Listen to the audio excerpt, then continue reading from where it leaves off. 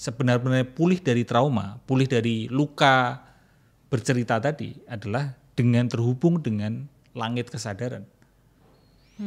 Lebih sederhana lagi, terus prakteknya gimana untuk terhubung dengan langit kesadaran? Luangin waktu untuk duduk diam, pause moment, sadari nafas. Karena dengan menyadari nafas, maka yang menyadari itu adalah dimensi kesadaran. Ya. Here and now. Itu satu. Sisi kedua yang terakhir adalah bicara tentang orang yang takut bercerita. Lingkungan sekarang ini, banyak orang, banyak lingkungan yang tidak punya skill untuk dengerin orang bercerita. Agree. Kita kekurangan pelatihan deep listening. Banyak sekali pelatihan public speaking. Yes. Kalau semuanya speaking, Siapa yang dengerin? Dan itulah yang terjadi sekarang ini. Di sosial media, mereka juga terlatih, kita termasuk saya barangkali, terlatih untuk ngejudge. Tergesa-gesa ketika ada orang bercerita, langsung kita hajar dengan asumsi kita, judgement kita. Jadi ya tidak bisa hanya disalahkan oleh orang yang takut bercerita. Kita juga perlu lihat lingkungannya, tidak hanya secara individu, tidak hanya secara personal, tapi kita juga perlu melihat sisi sosialnya. Sisi sosial, sisi lingkungan ini juga tidak punya, cukup banyak lingkungan orang-orang yang tidak punya skill untuk bercerita. Let's play with that, Mas. Jadi apakah salah satu metode? Yes, tadi kan mungkin kayak banyak jalan menuju Roma nih. Ya. Ada yang lewat nafas, menyadari nafas gitu. Aku sendiri, nyariin gue ntar deh. Tapi aku mau coba switch. Tadi kayak kalau gini gimana? Make sense gak menurut Mas? Kalau lo takut bercerita sama orang atau terbuka sama orang atau vulnerable sama orang, latihannya juga bisa coba lu dengerin orang tanpa ngejudge. Bisa gak? Itu bisa dicoba gak tuh, Mas? Iya kan? Iya, karena sebelum kita bercerita, kita perlu berlatih dengerin, begitu ya.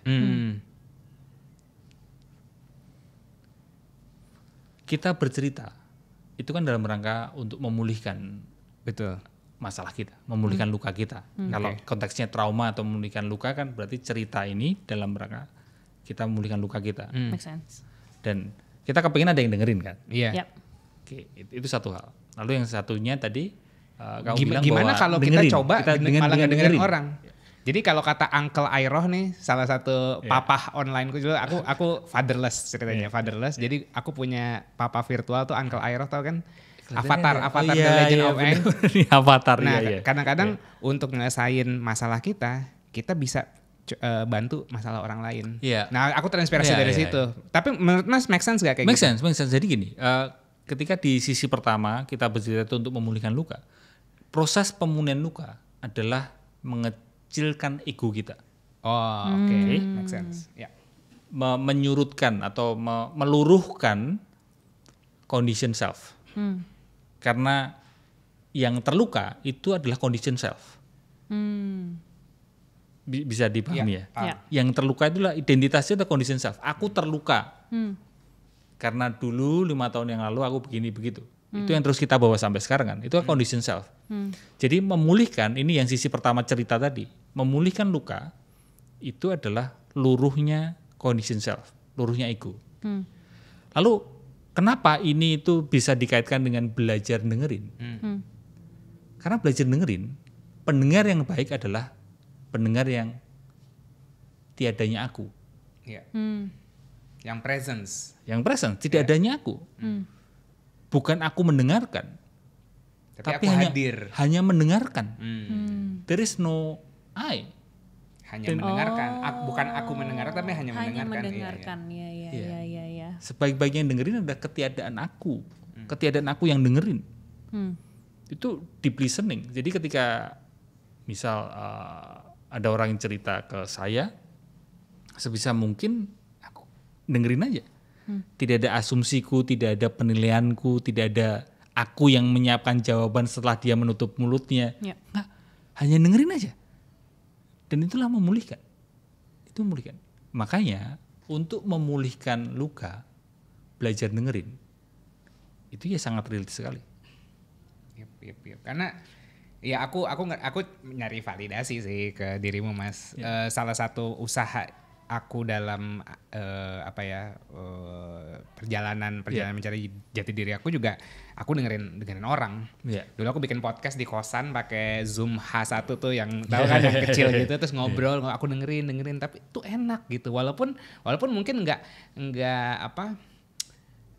secara walaupun kalau didengar atau dilihat dari kasat mata biasa tuh kayak ini nggak ada hubungannya sama menyelesaikan masalah lo share gitu.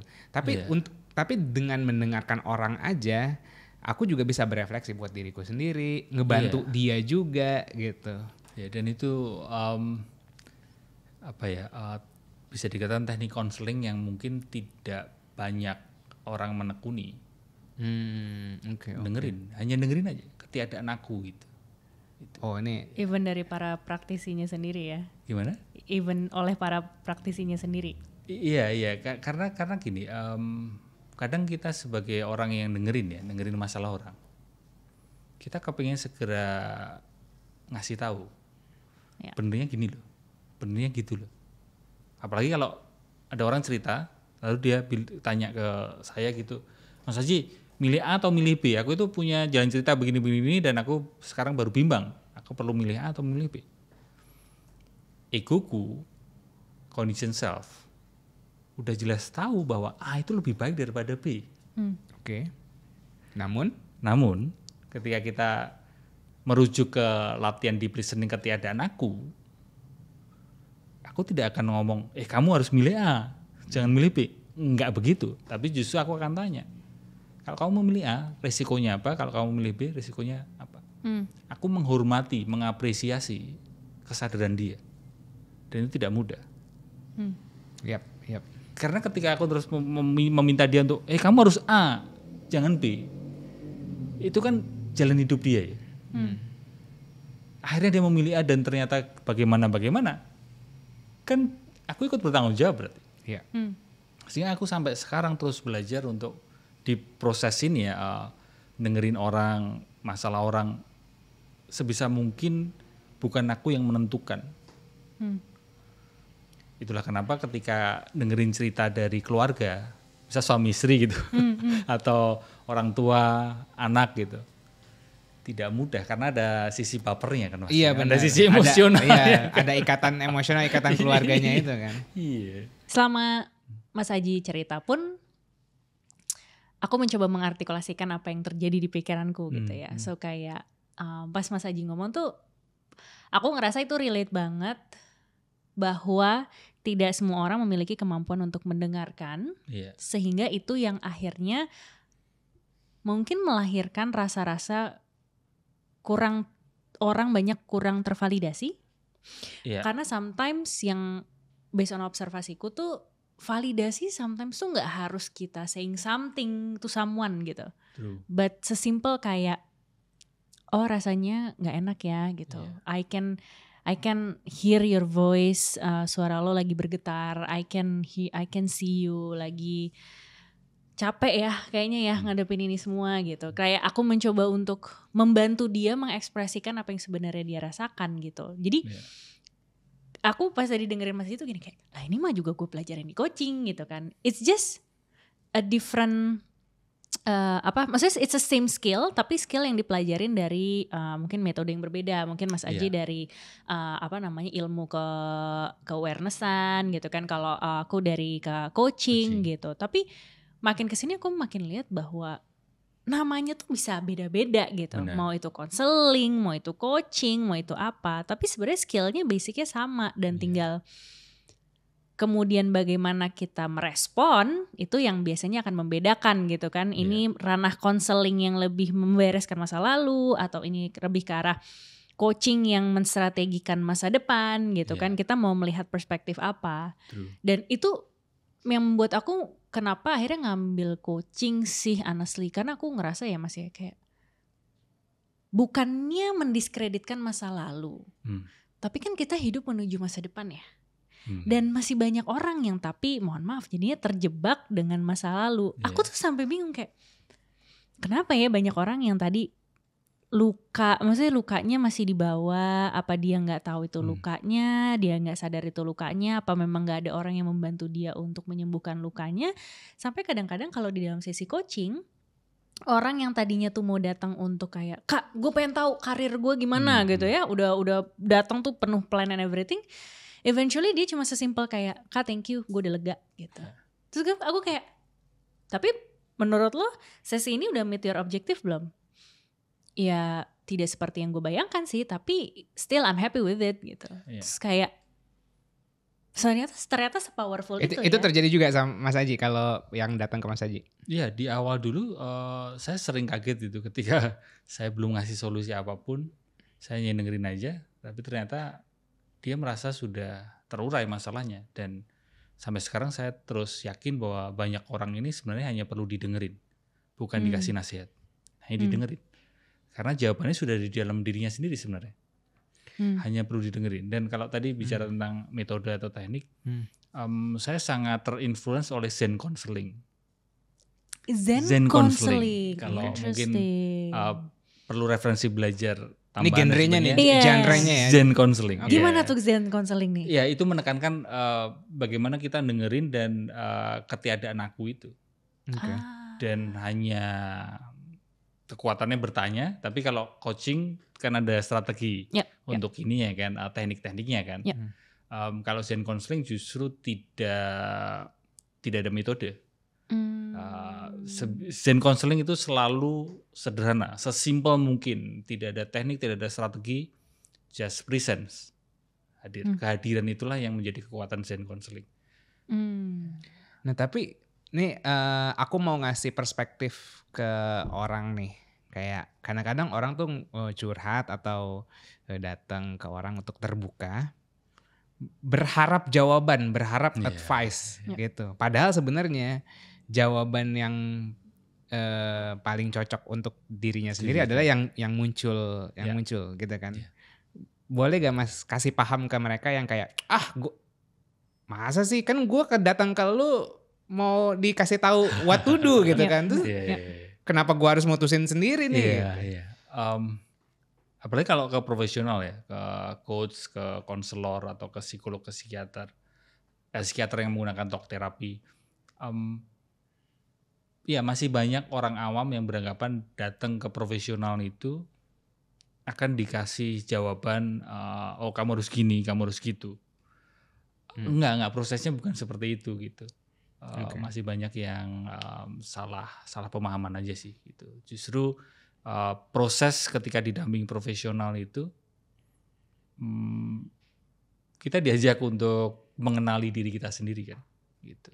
Kalau dikaitkan dengan masa lalu dan masa depan tadi, justru kalau di kacamataku ya, bahwa bagaimana kita ngelihat masa depan itu pun tidak bisa dibesarkan dari masa lalu kan. Enggak. Ya attachment style itu aja kayak pasti dari masa lalu. Jadi bagaimana kita meraih impian, bagaimana cara kita meraih goals, bahkan kenapa kamu memilih goals itu, kenapa kamu punya keinginan itu pun juga berdasarkan dari masa lalu. Karena kita manusia adalah makhluk-makhluk yang usang sebenarnya. secara itunya ya, secara to the point-nya itu. Kita adalah akumulasi dari masa lalu kan. Tanpa kita sadari, condition self kembali lagi. Iya. rebutan. Sabar gantian. Oke. Mas, ini I'm sure Mas pernah mengalami atau berhadapan dengan orang yang seperti ini. Tapi salah satu pain point aku sebagai praktisi itu adalah sometimes orang datang ke aku tuh gini, let's say ya, Mbak gue pengen sembuh gitu. Mbak gue pengen memulihkan trauma. Padahal gue udah bilang gue bukan psikolog, gue gak mau ngurusin masa lalu gitu kan. Tapi kayak ya they trust me. Sometimes kan gak mungkin aku lempar ke orang lain gitu kan. Trust itu kan juga currency yang cukup mahal. Tapi ternyata Mas Aji pas mungkin let's say masuk dan segala macam, rupanya mereka belum siap untuk sembuh. Jadi kayak di dalam praktek aku nggak banyak sih, tapi beberapa case tuh aku menemukan gini, ada orang yang datang dia mau sembuh atau dia mau memulihkan luka batinnya, tapi unfortunately dia belum siap, dan itu yang akhirnya cukup quotes unquotes menghambat progresnya, atau malah dia jadi berpikir ada juga waktu itu jujur ya, maksudnya yang kayak akhirnya kayak gue gimana sih, emang gue nggak bisa kali ya, jadi kayak malah makin kecil gitu loh, demotivasi gitu. Ya aku kan juga mau quotes unquote hati-hati dong. Jadi aku tuh selalu berusaha untuk memilih klien aku. Karena kalau aku merasa bahwa orang ini belum siap untuk berproses atau belum siap untuk melakukan work untuk sembuh, ya apapun yang aku bantu, mau itu sekedar dengerin aja, mau aku kasih strategi, eventually itu gak akan masuk. Terjadi juga gak sih sebenarnya di Mas Aji gitu? Apakah memang ketika ada orang yang ingin sembuh tapi ternyata tidak diimbangi dengan kesiapan, kemudian tidak ada quotes-unquotes progresnya, itu terjadikah di Mas Aji? Dan kalau memang iya, maka apakah ada perspektif dari Mas Aji untuk ke teman-teman yang lain? Dan kalau aku mau sembuh tuh gimana sih cara menyiapkan diriku?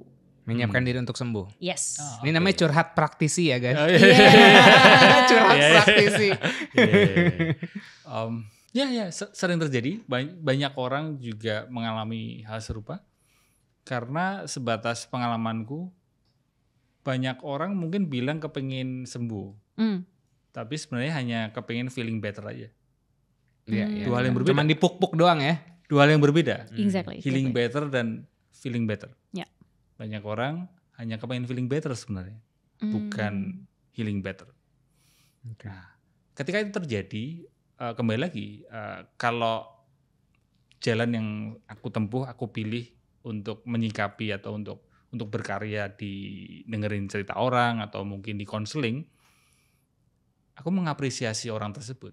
Ya kalau memang dia hanya mau sampai di situ, hanya mau sampai feeling better, iya udah, ya wis. Maksudnya saya tidak perlu memaksa dia untuk healing better. Benar juga sih. Gue terlalu ambis. Iya, saya jadi sadar nih di awal dulu saya juga ngalamin bagaimana egoku. Kamu itu harusnya begini loh. Kamu itu harusnya jangan hanya feeling better deh. Kamu itu harusnya ya healing better. Kamu harusnya beneran punya niat. Kan katanya kamu tadi di awal kepengen sembuh. Kok sekarang berhenti gitu. Ayo. Enggak. Ya itu wajar. Keinginan kita sebagai praktisi itu wajar. Tapi buat saya yang lebih utama adalah saya mengapresiasi dia sebagai manusia.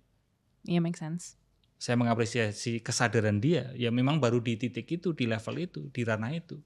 Ya udah. Saya tidak perlu memaksa dia. Oke, Mas, aku stretch sedikit. Ya.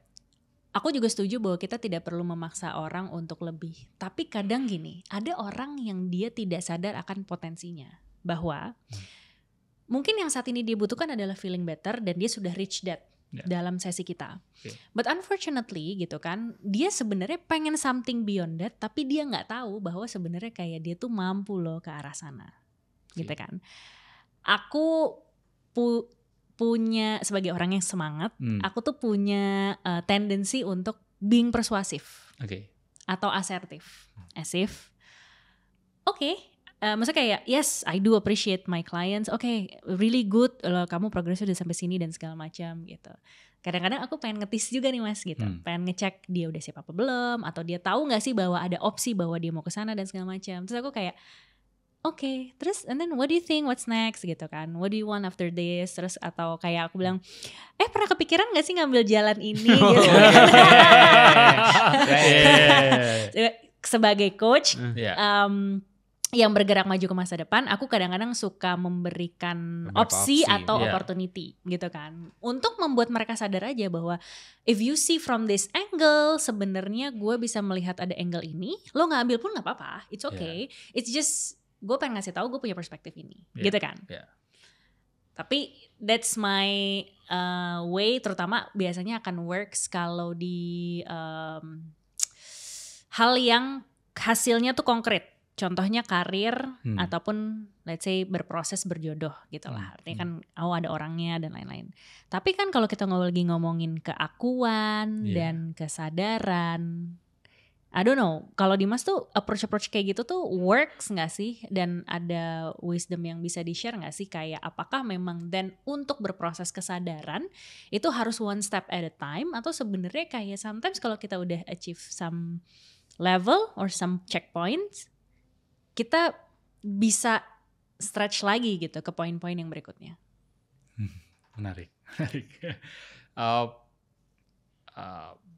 Paling mentoknya hanyalah berupa pertanyaan, ya seperti yang kamu lakukan, Hanes. Jadi kayak ngasih opsi gitu, tapi tidak terlalu agresif untuk mengajak dia untuk memilih atau mungkin untuk ayo maju lagi gitu. Ini mungkin hanya perbedaan pendekatan aja gitu. Tapi kalau ditanyakan ke saya paling mentok seperti itu, hanya nanyain tapi tidak terlalu agresif karena tidak semua perkembangan itu baik. Tidak semua perkembangan baik itu baik. Nice. Interesting. Kamu kayak mau ngedalamin, saya juga ke trigger. Oke, silakan. Gimana Mas? Iya.